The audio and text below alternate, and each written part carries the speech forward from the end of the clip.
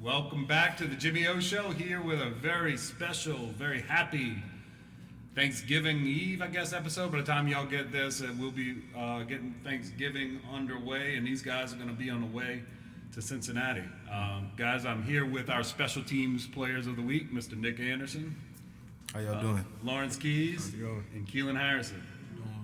Guys, great to have y'all once again. Kiland, I'll start with you, man. You're getting to be a regular. I got my rankings. Nick's been on here probably the most. Dorian's up there, Michael, Tajay, they've been on a lot, but man, it's like your third time now. That gunner position is suiting you well, my guy. Oh, yes, sir, most definitely. Yeah.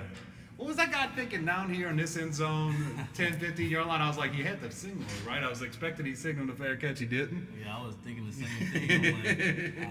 I kind of feel like he should fill me out. He should have known you were there. He found out real soon. Yeah, most definitely. And, so that was against SMU. Once again, top-notch coverage. Guys, I want to just on the top, 30,000-foot view on the special teams. I mean, when you look at the stats of the game, you look at the score, 59-24. You look at the yards and everything, and you wouldn't think that was the score, but where it came from was all the hidden yards in the special teams game. Because, not only did they not return anything, Lawrence, you had 30-yard, 40-yard, 50-yard returns. You had several long returns setting us up in key field position. It seems like you've been building up to this. It's been getting a little smoother and better all the time. I guess you feel real comfortable back there now. Yeah, definitely. I definitely feel a lot comfortable now. I'm very confident in the guys that's in front of me, that's blocking. They just opened up holes and gave me a chance to get through there and make a play. Mm-hmm. So. Yeah, there's no doubt, man. A huge part of the game was that. And Lawrence, you're a New Orleans guy. Come back home. Came from Notre Dame. Came back to Tulane, man. How special has this ride been for you? Kind of in your hometown, you really go through a magical season here at Tulane. It's wonderful. No, I'm not gonna lie. I mean, just being back home, the culture, the people here, it just feel like high school all over again. Just real football down south. So it's actually a wonderful feeling to be back home, putting on a show in front of people that I basically played in front of all my life, and playing with these guys. Yeah, it's been cool, man. It's been cool to watch how you just sort of fit in and bought in and everything else, and it's like you've been here as long as the guy next to you, Nick. Man, it's been a long journey. You've seen a lot here. Have you been able to take in sort of what Lawrence was talking about, just the atmospheres of, the city sort of buzzing about Tulane again? How's that felt? It's felt good, but that's just one of the things of just having the mentality that we have around here, that want-to-know mentality. It's really hard to soak everything in because once you finish a game, you're on to the next. Right. And so I really feel like I won't be able to really just magnify like how great this season has been until we complete the mission, which is winning the conference championship, but starting off this week with Cincinnati and going 1-0. But to just know it's close, to know everything that we worked for is so close, it's exciting, but it just means we have to continue to bear down on what we have to do, continue to fine-tune things, and continue doing what we're doing. No, there's no doubt about it. And look, I told you before the show, but you came on way back in January, whenever it was, and you told me you were coming back and y'all were going to win a conference championship. And I was like, man, that sounds great. But I didn't necessarily believe it. It was hard to see coming off of 2-10, but I'm not in the room, and you are, and you wanted to lead us to these teams. And now here we are, right? Everything is still right there in front of us. We go to Cincinnati. If we go 1-0 this week, then we're going to be hosting a conference championship game here. And you win that one, and then you're on to the next big thing, right? Then you'll be in the Cotton Bowl or whatever.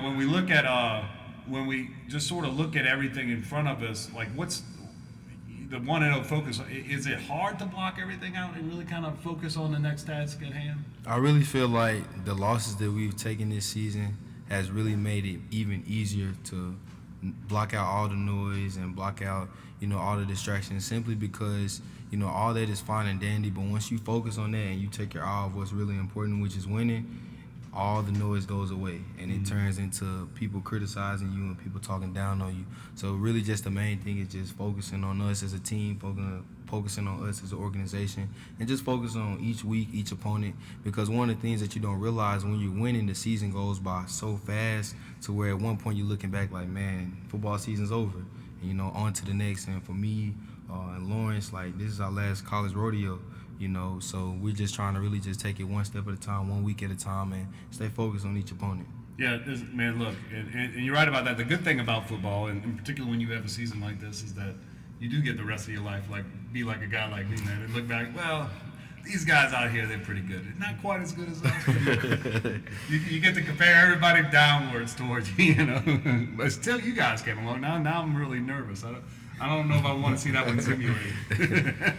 I don't know if we'd have scored all them points on this defense. Looking ahead to Cincinnati from a special teams perspective, it's going to be cold out there. We're playing a defending conference champion, playoff participant, you know. They are what they are. They're big, physical, and so forth. But is there anything on the special teams side of things that they bring to the table that we sort of highlighting or focusing as we look ahead to this matchup? I would say just playing hard.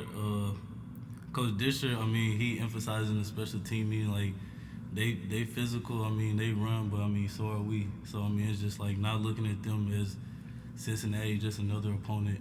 Mm-hmm. We do what we do. We try to change the game. So I mean, just trying to play hard every play, and then make plays when you get the opportunity. So.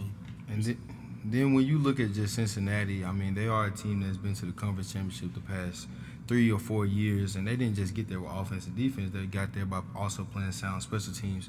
So they're just a team that definitely take it as serious as we do, and we feel like that has to be our edge this week. You know, aside from doing what we got to do offensively and defensively, we definitely got to show up in the special teams game so it can be a plus for us this year. There's no doubt. I mean, look, it'll be the kid. When you look at these teams and how evenly matched they are, the edge has to come from somewhere, you know, and I'm willing to put my money on the edge coming from you guys and your unit, special teams unit, being a difference in that game. Right, most definitely. All right, guys. So look, you're disrupted. It's Thanksgiving week. You know, you don't get to do Thanksgiving with the family. You traveling, right? Thursday's a travel day. So you know, first of all, I guess first question is, has there been any kind of announcement? Do they have any kind of special plans to take care of y'all for Thanksgiving? Give you a little taste of that before y'all take off, or is that all gonna be after the fact? I think the defensive guy is gonna try to get Coach Hemp to do something at his house for us. Try to get him to get on the grill for us. See what he's doing Wednesday. All right, good deal. Hope we get a little something at least. Mac and cheese, you know, stuffed bell peppers. At least a little something before we leave. maybe Coach Hemp can get extra, man. Well, look, all right. So the second Thanksgiving question. When you think back of all Thanksgivings past in your life, what's the number one? What's the first round pick for terms of dish? It could be dessert, appetizer, whatever. The first round pick, what you picking first? You have to have if you had your choice. Stuffing. Stuffing? Yes. Okay. I say mac and cheese, most definitely. Pecan pie, not pecan. Pecan pie. That's how I say it too. Pecan all right, pie. we're on the same page in that one. Yeah, pecan You know, pie. you ever notice what's weird about stuffing though? You don't eat it 364 other days out of the year. You don't eat stuffing. You eat it on That Thanksgiving. one And it's always a highlight, but maybe it's only because you have it that one day. Definitely. I don't know what it is. All right. Well, look, folks, that'll do it. Just about do it for this episode of Jimmy O Show. Real quick, our charity highlight of the week is going to be Salvation Army, folks. This time of year, particularly, check out what the Army is doing to help all those in need with homelessness and hunger and drug addiction and all the different things that they lend support. And look out for the bell ringers out there at all the different retail outlets, and please consider giving to them.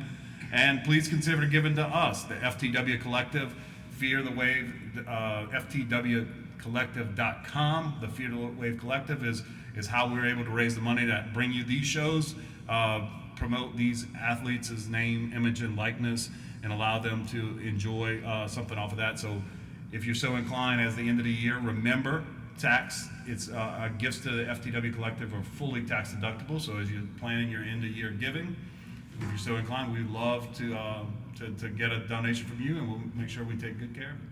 So with that, folks, that's going to do it with this episode. Until next time, roll wave. Roll it. Away.